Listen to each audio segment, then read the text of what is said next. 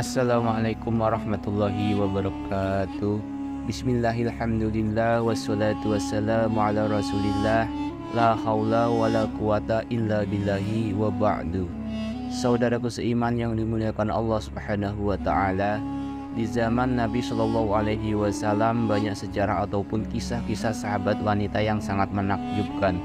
Jika kita dengar kisah-kisahnya, maka kita akan banyak menemukan kekaguman-kekaguman yang sangat luar biasa. Mereka bukan hanya berilmu, berakhlak, pandai membaca Al-Quran, tapi juga jago pedang, berkuda, dan memanah. Dan tidak sedikit yang juga menjadi dokter yang pintar mengobati para sahabat yang terluka saat berada di medan perang. Bahkan ada di antara mereka yang sampai terpotong tangannya demi melindungi Rasulullah Shallallahu Alaihi Wasallam. Namun di pembahasan kita kali ini kita akan bahas 3 jagoan wanita di zaman Rasulullah Shallallahu Alaihi Wasallam. Saudaraku seiman yang dimuliakan Allah, untuk pembahasan yang pertama yaitu kisah Nusaybah si jago pedang. Ketika Rasulullah Shallallahu Alaihi Wasallam sedang berdiri di puncak bukit Uhud dan memandang musuh yang merangsek maju mengarah pada dirinya, beliau memandang ke sebelah kanan dan tampak olehnya seorang perempuan yang sedang mengayun-ngayunkan pedangnya dengan gagah perkasa melindungi dirinya. Beliau memandang ke kiri dan sekali lagi beliau melihat wanita tersebut melakukan hal yang sama, yaitu menghadang bahaya demi melindungi sang pemimpin orang-orang beriman tersebut.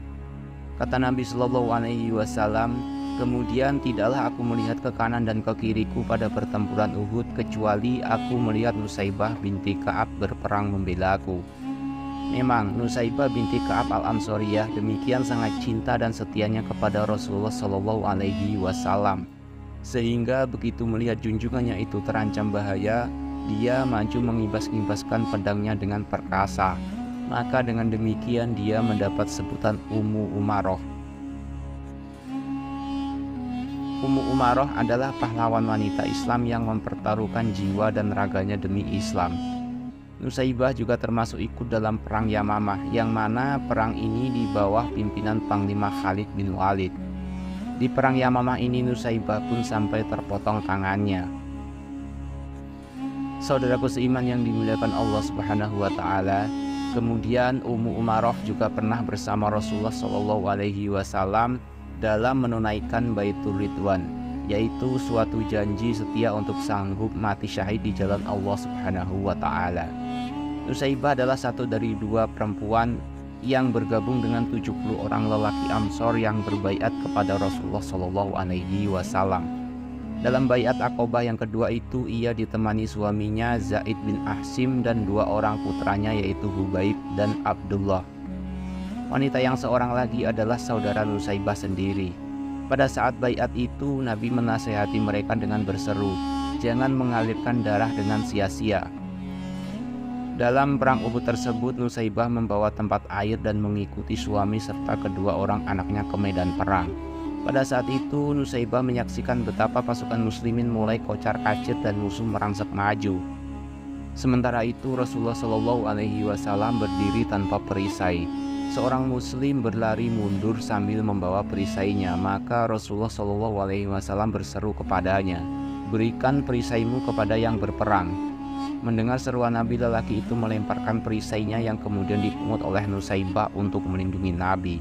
Nusaybah sendiri menuturkan pengalamannya pada perang Uhud.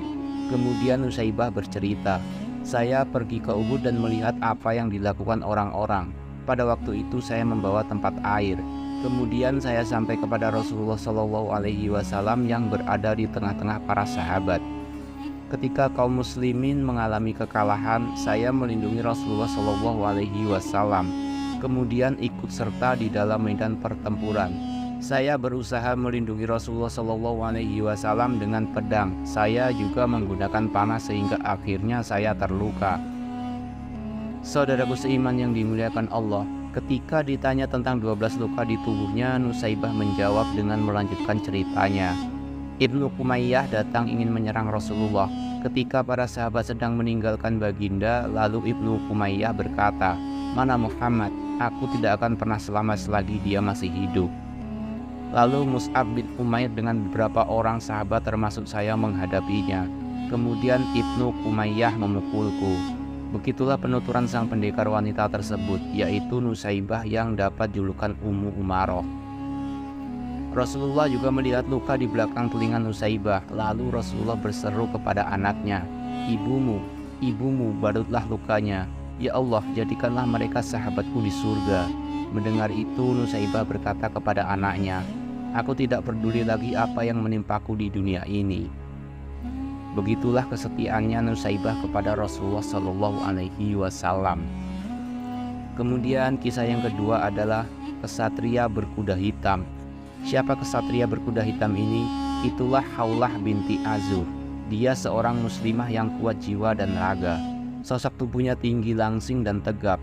Sejak kecil Haulah suka dan pandai bermain pedang dan tombak, dan terus berlatih sampai tiba waktunya menggunakan keterampilannya itu untuk membela Islam bersama para mujahidah lainnya.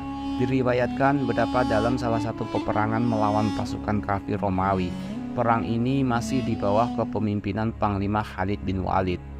Kemudian saat peperangan berlangsung, tiba-tiba saja muncul seorang penunggang kuda berbalut pakaian serba hitam, yang dengan tangkas memacu kudanya ke tengah-tengah medan pertempuran seperti singa lapar yang siap menerkam. Sosok berkuda itu mengibas-ngibaskan pedangnya, dan dalam waktu singkat sosok ini telah menumbangkan 3 orang musuh. Panglima Khalid bin Walid serta seluruh pasukannya tercengang melihat ketangkasan sosok berbaju hitam itu. Mereka bertanya-tanya, siapakah pejuang tersebut yang tertutup rapat seluruh tubuhnya dan hanya terlihat kedua matanya saja. Kemudian semangat jihad pasukan muslimin pun terbakar kembali. Begitu mengetahui bahwa si penunggang kuda berbaju hitam itu adalah seorang wanita. Si penunggang kuda berpakaian serba hitam itu ialah seorang wanita yang bernama Haulah binti Azur. Keberanian Haulah teruji ketika dia dan beberapa mujahidah tertawan musuh dalam peperangan Sahura. Mereka dikurung dan dikawal ketat selama beberapa hari. Walaupun agak mustahil untuk melepaskan diri, namun Haulah tidak mau menyerah dan terus menyemangati sahabat-sahabatnya. Haulah berkata, "Kalian yang berjuang di jalan Allah, apakah kalian mau menjadi tukang pijit orang-orang Romawi? Mau menjadi budak orang-orang kafir? Di mana harga diri kalian sebagai pejuang yang ingin mendapatkan surga Allah? Di mana kehormatan kalian sebagai muslimah? Lebih baik kita mati daripada menjadi budak orang-orang Romawi."